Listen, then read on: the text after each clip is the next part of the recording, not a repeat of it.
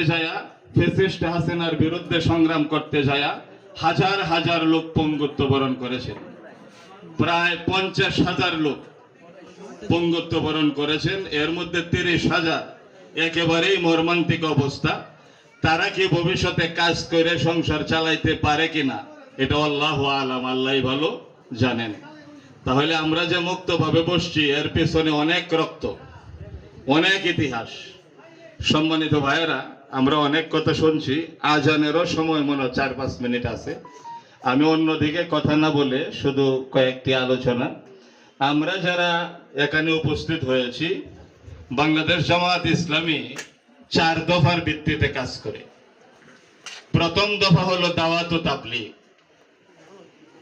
তাবলীগ জামাত যে কাজটা করে এই কাজটা আমাদের প্রথম কাজ।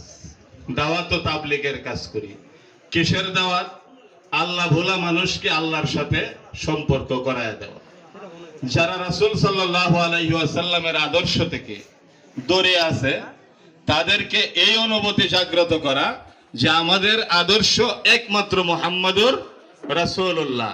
আমাদের আদর্শ দুনিয়ার অন্য কোনো ব্যক্তি না, একমাত্র মুহাম্মদুর রাসূলুল্লাহ সাল্লাল্লাহু আলাইহি ওয়াসাল্লাম।